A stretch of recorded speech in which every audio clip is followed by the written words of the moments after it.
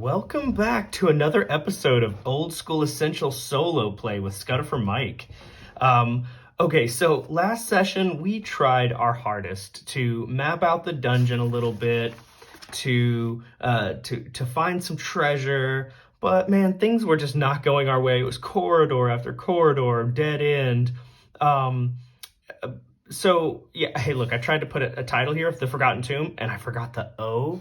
This is why you always use a pencil first when you're writing things out. Then you put the marker over it, and then you erase. I forgot the O. I had to smash a little O in there. So here we are with Forgotten Tomb. And I put a little marker on the special door that we found that every time you go through, it sets off an alarm. So we'll need to be careful here. There is a mystery door here. It's an illusion. There's a wall here, a wall illusion here, and we don't know that the door is here. So maybe we can find it later. Maybe this path will lead to it. We'll see. Yeah, so we've gotten a couple encounters now. So what I've done is over here for our random encounters for the Forgotten Tomb, I'm starting to fill in as we find what's in this space. So if in the future, when we roll a random encounter, I'm going to roll 2d6. If it's a 2, that's 2 ones, we'll encounter the leprechaun again. And we want to. We want his treasure. He's got something, and we're going to get it. If we hit 5 through 8, though, we're going to hit Gully Gugs. So we need to know how many Gully Gugs are in this dungeon. We know this isn't their lair because there are other monsters here. We will uncover lairs in the future, so don't worry about that. We'll see about that in the future. But for now, there's going to be different kinds of monsters. If we hit 3 through 4 or 9 through 12, we'll roll up another, in the reference guide, we'll roll up another monster and fill in the gaps as we go. But we need to know how many Gully Gugs are in this space because we've already gotten 10% of their overall horde. And as we dwindle their numbers, we're going to find more and more. So to determine that, I did, ahead of time, I did actually look and see. It's 1d8 times 10 Gully Gugs. But if you want, we can look into the actual reference guide and look at the page number as well, so there's no confusion. I did get a new microphone, guys, so if I bump it, I'm really sorry. I'm kind of, I'm still in like the learning phase on how to like use this correctly, but let's see, Gully Gugs. G-H, G-E, G-I, oh, we're close. We're close. Where are these Gully Gugs? Okay. Gully Gugs. Yeah, so encounter 1d8 times 10. So we're going to roll a d8, multiply it by 10. That's how many in total are going to be here, and we'll slowly dwindle their numbers, uncovering more and more of their treasure. Let's see here. Okay. D8, give me a D8. Here we go. Purple one. This has got good luck. Hey, so, okay, cool. So there's only going to be 8 in total. And then, wow, okay. So we let the 5 that we encountered last time go. But they're still alive. They're still worming their way through the mud down here. So next time we encounter the Gully Gugs, it can be up to 8 of them, 8 maximum. And they probably, at this point, we're going to uncover whatever treasure they have left. If we roll low, if we roll under 8, maybe they only have like half of that treasure. But yeah, they've got a lot. We're going to go find these guys. We're going to find their little like base camp that's somewhere down here, and we're going to get the rest of that treasure. So that was really nice to get that to only 8 of them. So I'm going to fill that in here. The other 5, they're still alive, but yeah, we're going to get them. We're going to find where they hid their treasure. Maybe it's in the mud somewhere. Okay, other things that we need to do to clean up. We need to roll up some new retainers. So again, I went ahead of time. I found Cronin and Naldash. So this time, I think we're going to have Theros do the hiring. He has the same +1 bonus as before. So they're still going to have the same... they're going to have the same loyalty as they have with Augustus, but I think we can spread around some of the costs, and Theros has got some extra cash. So let's see, for Cronin, so I have those extra chainmail. I'm going to throw those on these guys. Now, Cronin does have a shield, and he's got leather armor, but we're going to replace the leather armor. So if we do hire him, he'll have the shield and the chainmail, while Null Dash, he'll only upgrade his leather armor to chainmail. So let's start with Cronin. Remember, on page 211 of the player's tome, we can even open up to it, so we're ready to go. Oh, sorry, it's page 111. Let's quickly turn to that. Let's see.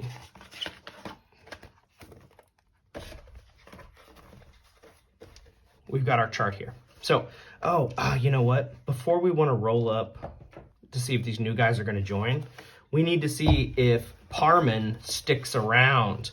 So Parman lived last time. He got his 30 gold. If he does live, he's going to buy a bow and another 5 gold for the arrows, so he can keep himself safe in the back and actually contribute to the group. I think he's feeling pretty confident because there was no threat to him last time. But yeah, he's gonna, if he sticks around, if we roll an 8 or under, he sticks around, he's gonna keep the XP that he earned, which would be 15. That's only 85 away from becoming a leveled retainer. Let's see if he can stick with Augustus.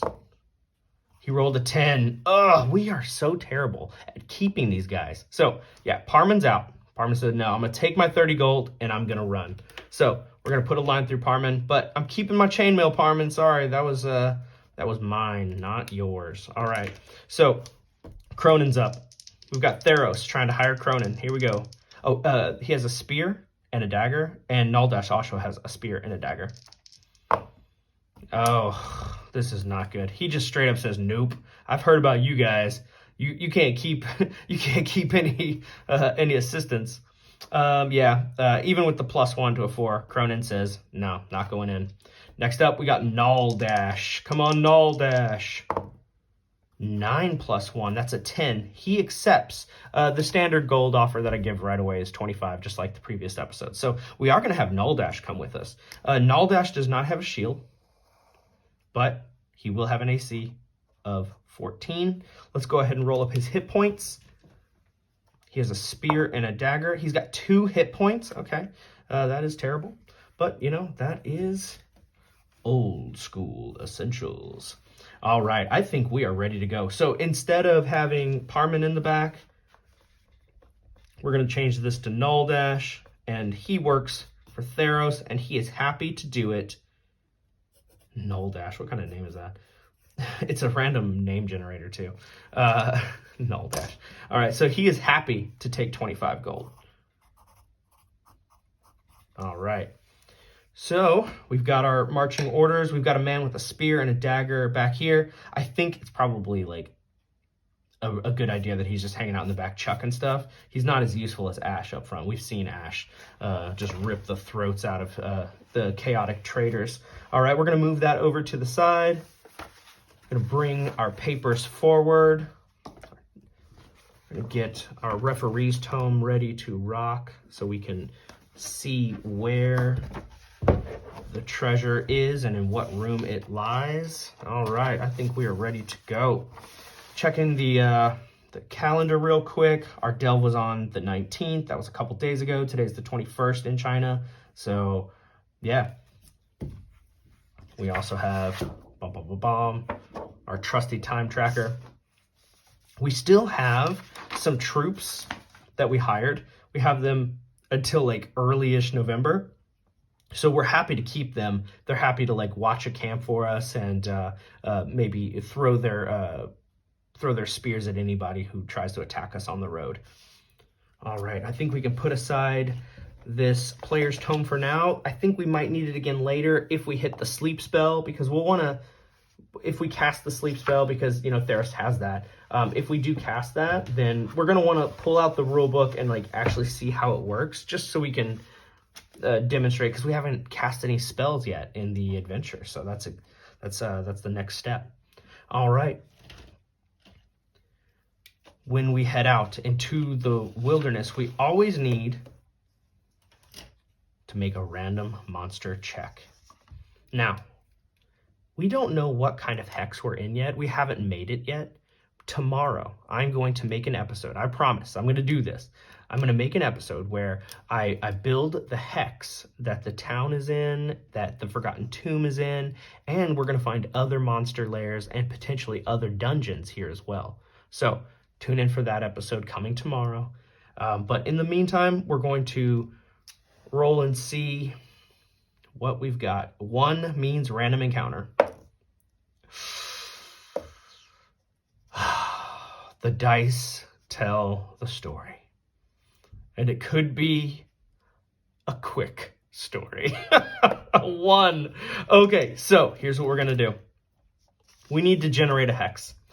Now, we don't have to do a lot. We just need to know what kind of terrain are we talking, so we can roll and find out what it is that we are going to encounter. So there's a few different types of terrain that are listed. We have barrens, hills, and mountains, kind of in the same category. We have grasslands, we have deserts, we have forests, jungles, lakes and rivers. I think no for this one. The ocean, no, because we're not going to do settled or a city either. So how about we stick to 1, 2, 3, 4, 5, 6 different options. Barrens, hills, and mountains, or clear grasslands, desert, forest, jungle, or swamp. Okay, so we'll roll a d6, and this will determine what hex we make for tomorrow. So let's see. 1. It is barrens, hills, or mountains. So now we know what our hex is going to be. We know what table to roll on. So here's what we do. Wilderness encounters by terrain. We know our hex is this. It's barren, hills, or mountains. So we're going to roll a d8. Oh, we don't want a dragon. We do not want a dragon. And if we do, we want a really, really friendly one. All right, 3. It's a dragon. I can't believe it. It's a dragon. Okay. Yikes. All right. So now we're going to go to, do you see the little 1 here? We go to sub table 1. We're going to roll a d20. Okay. Here we go. 16. An amphibian. It says reroll if it were at sea. We're not at sea, so we do encounter an amphibian. I don't even know how to pronounce that. Maybe you guys do. Hit me up in the comments below if you know how to say that. Just kind of like write out the phonetics for me, because I am an unlearned fool. All right, let's see. Amphibian. What sort of monster is this? Oh, found it. All right, it's an 8-foot long giant snake with a head at each end of its body. What? Dwells in all but the most extreme climbs. Will usually only attack if cornered or surprised. Okay. So what we have to do is we have to roll if it's surprised. We're not going to corner this thing because we're not hunting it. We're not trying to, we're not tracking it. We bump into it. So what we're going to do is we're going to roll for surprise right here and right now. 6 for the monsters. Green for the homeboys. Come on, boys. Let's see if we're surprised or they are surprised. We are surprised. The creature is not, but it will only attack if cornered. It will usually only attack if cornered or surprised. I think we can go with this is a usual kind of situation. It's out in the wild. It sees us. We got lucky with this little sentence right here. I really think that we did, because this is a 6 HD monster. Okay, this thing is insanely large, way too powerful for us. Even with our 10 spearmen, I don't know if we could take this thing. That would be scary business for us. Okay, so we're surprised, we get scared, he runs away. It flees because we are not trying to hunt it. We are not trying to track this thing. We don't want anything to do with it, even though that 500 XP would go a long way in helping us out. Okay, but we make it to the dungeon, and we have been winding our way through in a really strange pattern, just kind of like moving up and around. So I say, you know what, let's find out what's in this space here. This is kind of, according to our mapper, we're saying, hey, I don't think this is going to be that big of an area. If there is something here, we should go ahead and just find out, map it, and then move on. So we come down into the dungeon. Oh, right, we had to buy some more We had to buy some more torches. We do have plenty, but I always want to like make sure that we're stocked up. So 1 gold subtracted from our boy Theros here for the retainer, and 1 gold for the torches will give us 285 for him. Okay, so now we're back to good. I think we have like let's see, we used 4 or 5 last time. Yeah, okay, anyway, yeah, so we have more than enough. We have like 12 torches. We're good to go. One thing that I do want to mention, I almost forgot.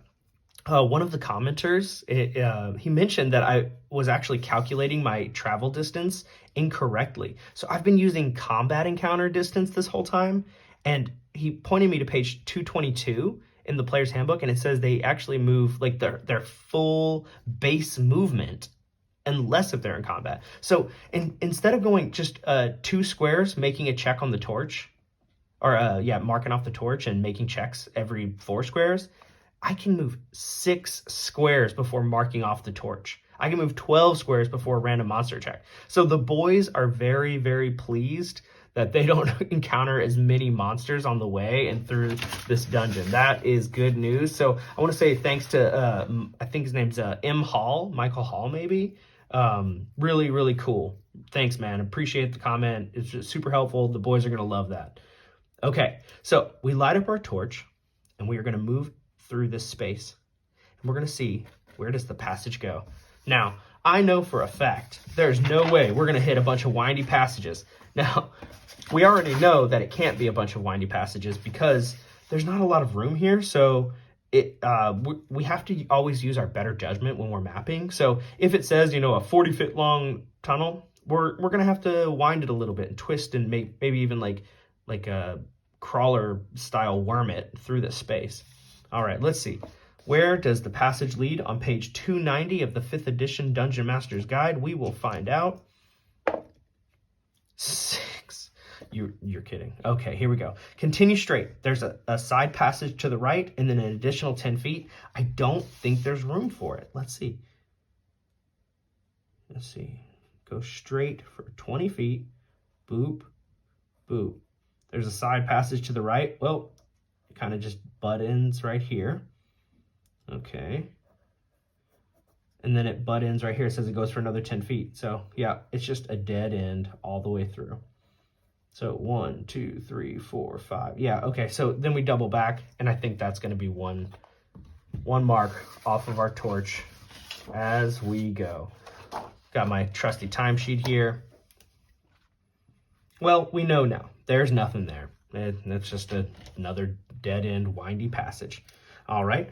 So we're going to double back, and we're going to take over this space here. See, where does the passage go? 7. All right. It's the exact same scenario. Going 20 straight 20 feet. But here we have the room for it to start branching off. So I'm seeing it like we're moving this way. So it'll be 10-foot passage to the right here, and then it keeps going. Okay, so evens, odds. Let's see. Ooh, drop my dice. Odds. Okay, so evens, odds. We're going to go to the north. 11. What is here? Continue straight for 20 feet. Then the passage turned left and continues 10 feet. Okay. Okay, so let's see. 1, 2, 3, 4, 5, 6. The torch burns down just a little bit. Now, what do I do with my marker? You guys got to help me because I'm always losing my markers. All right, here we go. Time for random monster check. Here we go.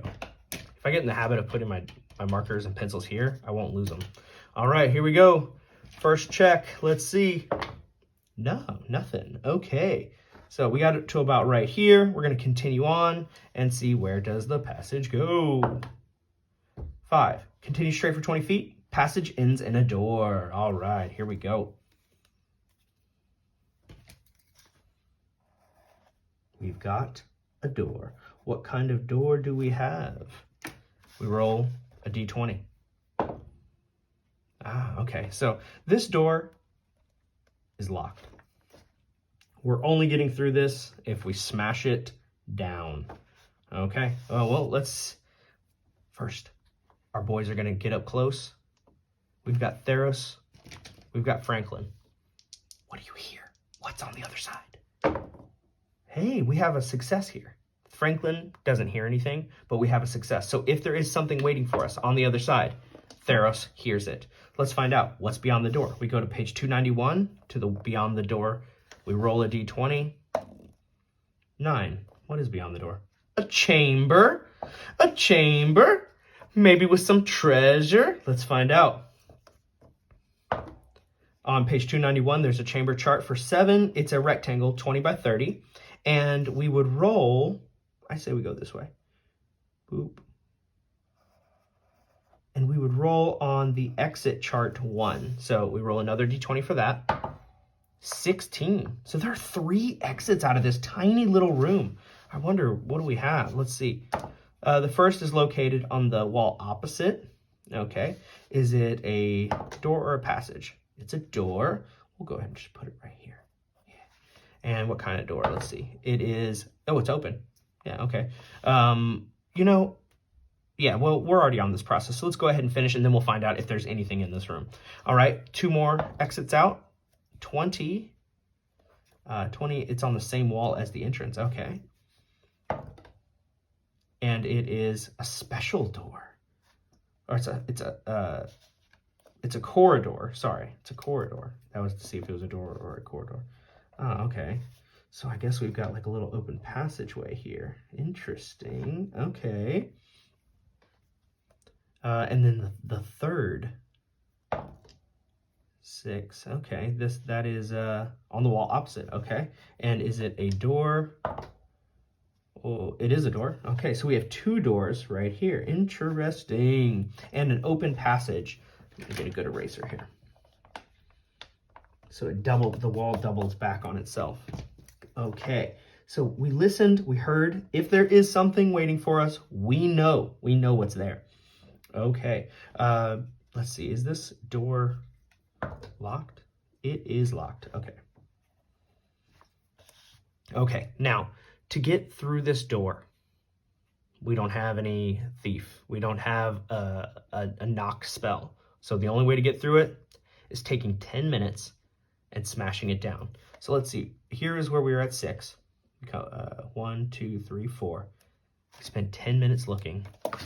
Or sorry, 10 minutes listening.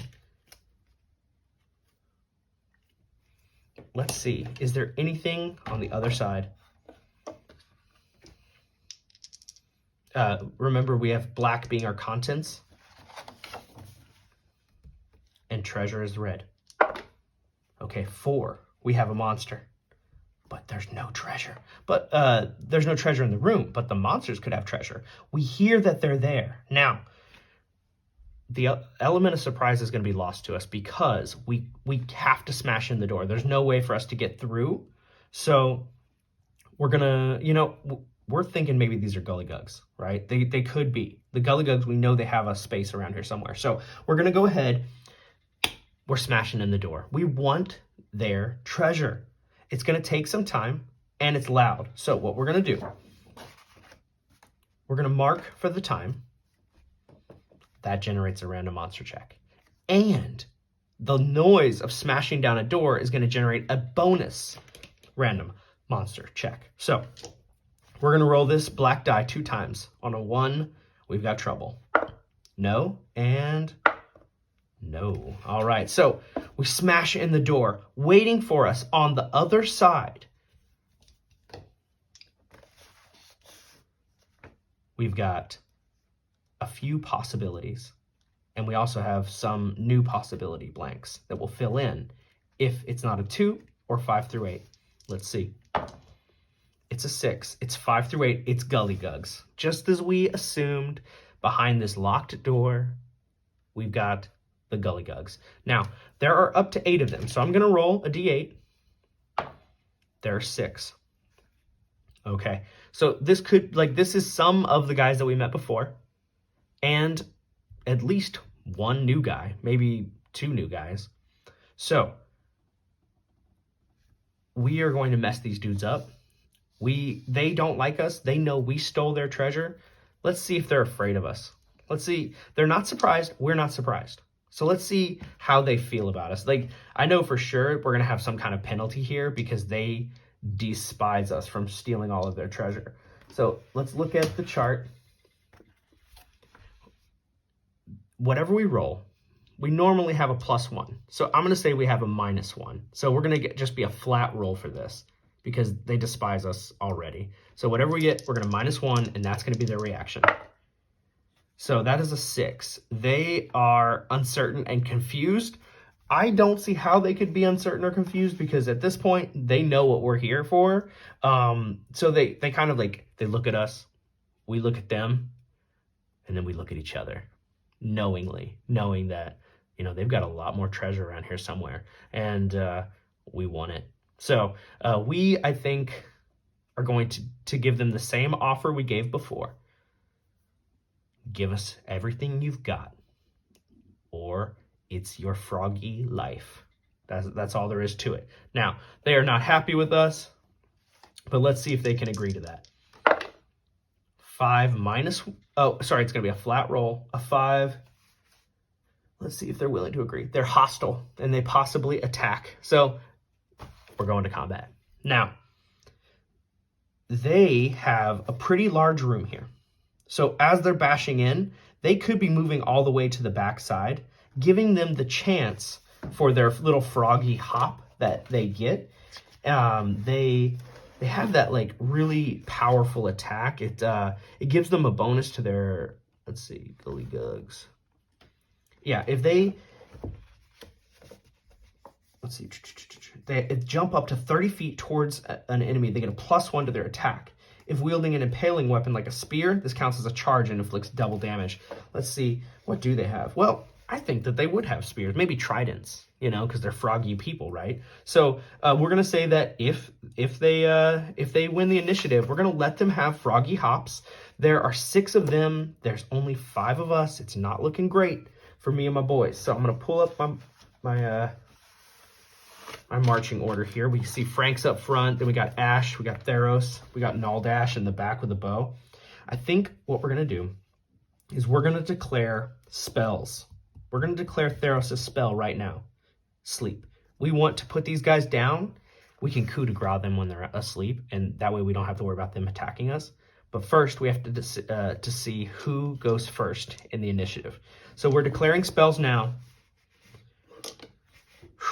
Come on, green. We want to win this, green. Big number green. They're up first. Yikes. Yikes.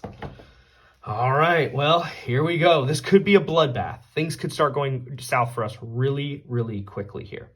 So they have 6 guys, but the problem is they do their froggy hop. The first 2 can do a froggy hop, but then after that, they can't really do much because the guy's in the back. But they can still throw. But once they throw their spear, they got nothing left. So here we go. Their first one is going to jump forward at Frank with a +1 to attack. Now, Frank, if you remember, I bought Frank plate mail armor, and he's always had the shield, so he has an AC of 17. Let's see if that is enough to keep Frankie boy alive. Is it worth this gold? I sure hope so. He has a +1 to attack. That's a 7 to hit. That misses Frank. That is not enough. Thank goodness. The next frog, he's going to jump against Ash. Ash has his leather armor. Ash has an AC of 13. 2 + 1 is not enough. Those 2 jump forward. Ribbit, ribbit, ribbit. They jump through. They smash down into the mud that they've made in their little pit, their little slimy lair. But they miss their attacks. Now we've got 4 guys in the back who are going to be able to launch their spears at any one of these targets. Now, I have a D5. I think this is my D5. Yeah. Okay, I have a D5. This will be the number that indicates who is the attacker. So who's getting attacked. Frank is number 1, Ash is 2, Augustus is 3, Theros is 4, Naldash is 5, okay? So as I throw these, they lose their spear, but they can hit any target. Now the guys in the second rank, they get a +1 to their AC because the guys in the front are giving a little bit of cover. Naldash in the back, he's going to have a +2 to his AC because he's got a lot of dudes in front of him and the spear. So let's see who the first attacker is. It is a 10 against number 2. That is Ash. Ash is got an AC of 13. The spear flies over Ash's head and pings into the wall. Nope. Next attack is against Frank with a measly 2. Not enough. Third attack. Ooh, third attack is a 13 against Augustus, but that is not enough. And the last spear, a 13 against Augustus again, but no, not enough. Now we've got movement on my boy's behalf.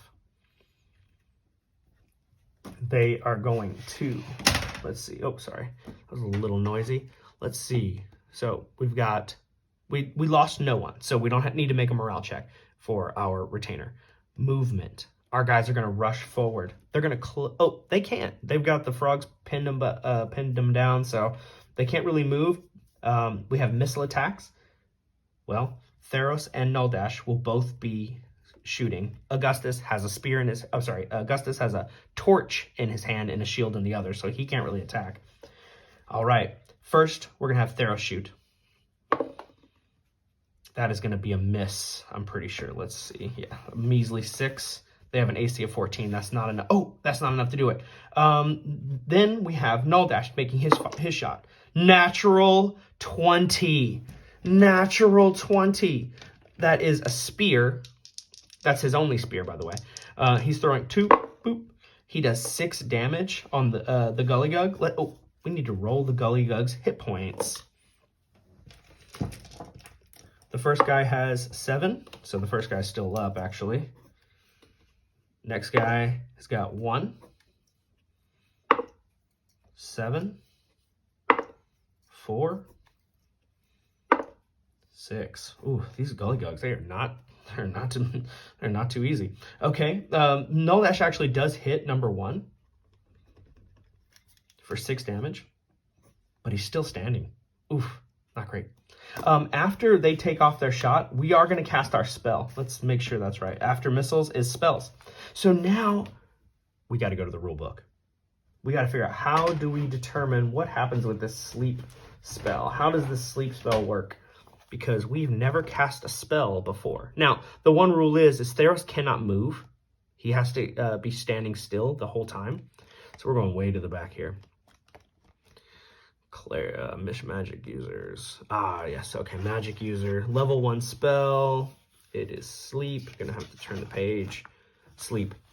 4d4 turns, so quite a long time. A sleep spell causes a magical slumber to come upon creatures, excluding the undead. So these guys aren't undead, they're frog people.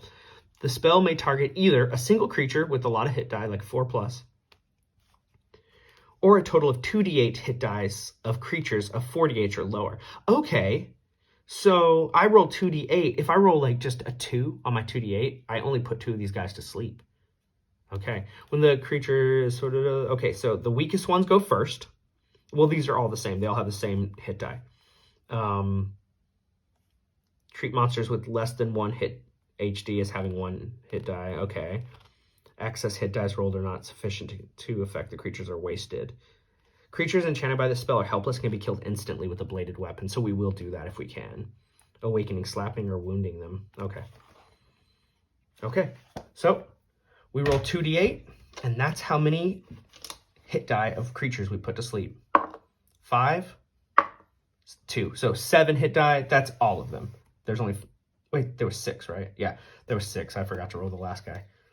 He had 3 hit points, but it doesn't matter because they're all asleep. We put them down. Now, there are still 2 Gully Gugs floating somewhere around, but we have to assume that this locked chamber with a majority of their Gully Gugs, we rolled luckily. They only had the 8, but it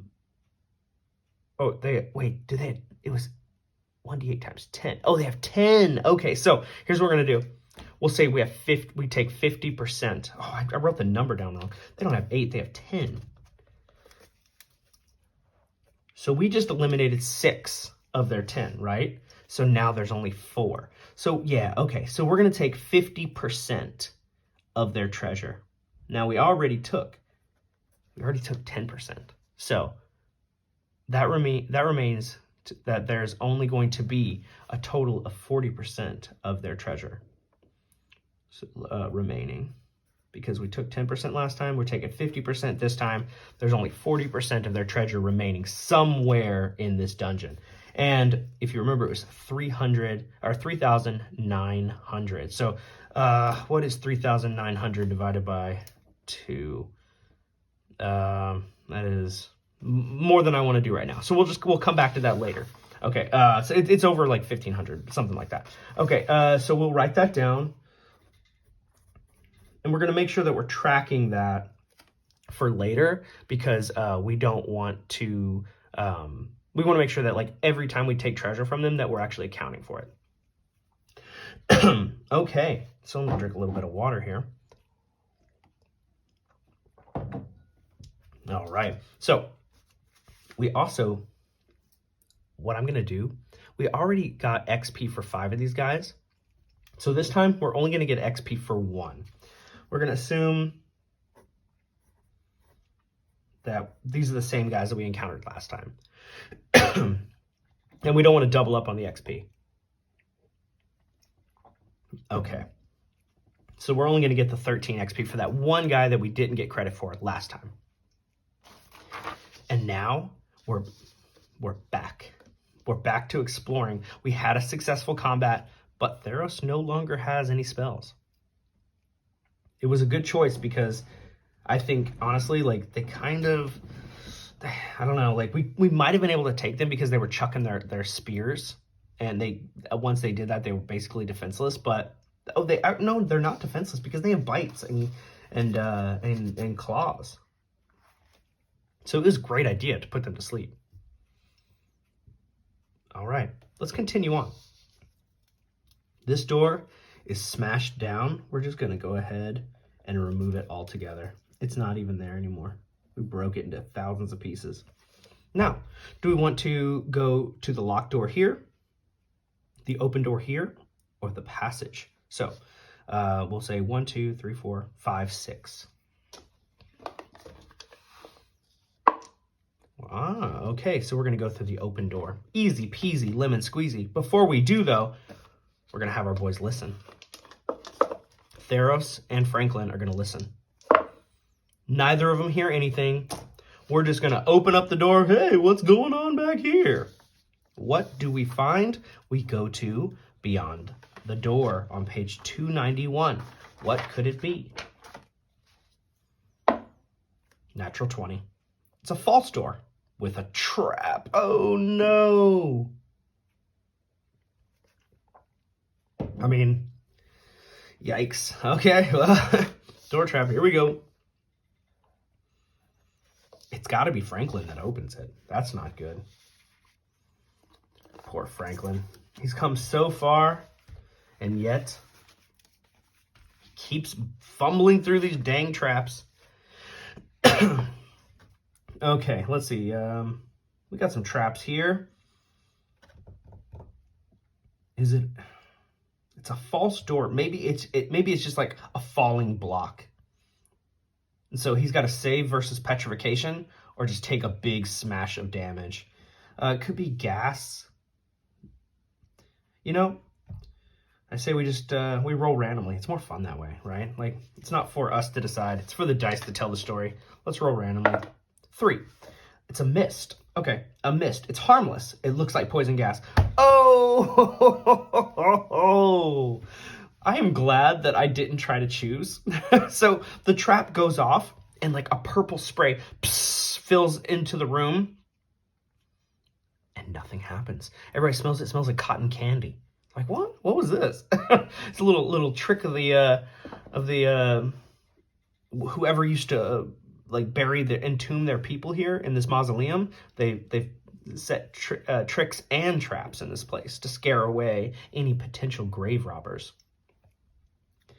Oh, you know, one thing I want to do, we looked at the treasure, but I still think we should roll for any potential magic items.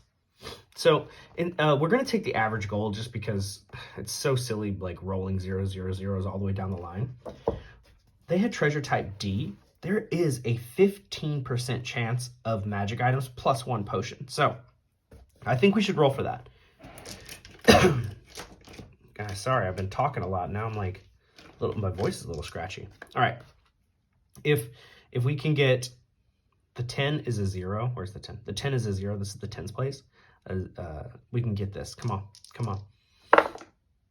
No magic items. Okay. Moving on. We tried to open the door. A little bit of pink party mist sprayed all over us. We're going to go to the locked door. We're going to listen at that one. Again, Theros and Franklin are our guys for the check. We don't hear anything, so we're going to bash down the door. Now, when we bash down the door, we don't hear anything. They could surprise us, but they won't be surprised. After combat, it is assumed that the heroes always rest for 10 minutes. So I need to go ahead and mark that. And then smashing down the door takes 10 minutes. So a check for the noise and a check for the torch and like just time going by. So any ones? Nope. And no. All right. Hey, that's not so bad. Kind of favoring us a little bit. We smash down the door. What's on the other side? Well, let's find out. Oh, we're going to go ahead and erase this door too because, again, we smashed it to smithereens. There's nothing here. What's beyond the door? We roll a d20. Natural 20. A false door with a trap. They're both fake doors with the trap. Hopefully we can get lucky and roll another party mist. All right, here we go. It's the trap is d6. Let's see. There's always a chance that like Franklin can see it. So let's see. If we roll a 1, he actually sees the trap. No. Okay, he's oblivious. He's just smashing. He's hulking through the door. When 2. When an actual poisonous gas fills the room, save versus poison or die. Okay, so what's happening is he starts smashing the room. It says it fills the room. This is terrible news. It fills the room. All my boys are in this room. They all have to save versus poison right now, or it's game over. Wow. Yikes. All right. Well. Oh, man. Okay, now my heart is racing. I don't want to lose my team. They've overcome so much. They just got like almost 2,000 gold. Like, once I do the math, I'll figure it out. It's just short of 2,000 gold. It's a lot of money. Oh, man. Oh, man. Okay, so first we need to determine if the retainer dies. So we have the normal human stats right here. He has to save versus poison, which is 14, or our new friend, what's his name? Null Dash. Good friend, right? Null Dash dies. Okay.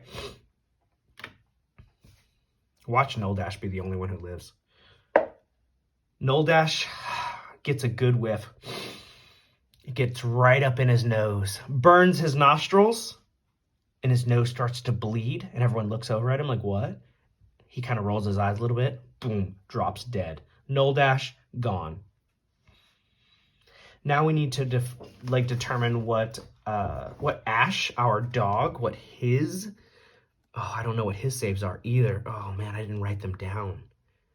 I was hoping, I guess, against hope that my dog wouldn't have to do this. He's a war dog, so his save versus poison is 12. I don't know if you guys can see that. All right, come on, puppers. Come on, buddy. You can do it. 12 or higher. 15! Ash lives! Yeah! Okay. All right, Ash lives. Okay, our poor puppers he's seeing humans falling, but his sensitive nose allows him to duck out of the room before it's too late. Now we got Franklin. Franklin needs a 12. 18! 18! Boo, boo, boo, boo! Franklin lives. Oh, yes. Yes. Okay, next up. Theros. Come on, Theros. Theros needs a 12 on the die. Oh, Theros, no. Sad, sad, sad. Our elven friend, our pointy-eared bro, takes a blast of this poison. He smelled the pink poison mist and was like, wow, this isn't so bad. This other poison, this other mist, doesn't quite sit well with him. He starts to retch, twists over, falls, dead. And now, goodbye, my green friend, my pointy-eared bro. He was clutch in the battle against the Gully Gugs. He will not be forgotten. He will be immortalized forever. He used his magic spell, his only spell, to save the day. Goodbye, Theros. Augustus, the spiritual leader of the group, maybe even the de facto leader. Let's see how he does. He needs an 11 or higher. 13. Boom! Yeah! Yes! Augustus lives. Okay, so we've got 2 of our homies plus our dog. Now, we lost 2. We are feeling pretty stressed out right now, pretty worried. We are going to carry back their bodies back to town, but I think we need to retreat. We're going to have to call it early tonight, but don't worry. We have an adventure ahead of us tomorrow. I'm going to be mapping out the hex. Also, I'll be rolling up some characters because to map out the hex, I need new characters. These guys they're a little preoccupied. And so I'll update you guys tomorrow about like how much gold the 2 of the survivors will split amongst themselves. We'll get the armor and stuff, and we'll take that back to town. We'll roll up a couple new heroes, maybe. We'll see what the dice decide we get. And we are looking for like a druid or a ranger to map the hex tomorrow. So I hope you guys liked it. It's a bit of a shorter episode, but we got some gold, and we had a little bit of tragedy with Theros. It was a good one, though. I hope you guys enjoyed it. If you did, leave me a comment. Maybe a name for some of the new bros coming up. We need like a ranger or a druidy name. The dice are going to tell us what we get, but something like that. Or maybe a thief to join this crew, but he's got to be a lawful thief. So we got to figure out a backstory to like make him fit to join our team. All right. Had a lot of fun with this one tonight, guys. I think it was a little bit exciting for me. So I hope you enjoyed it as much as I did.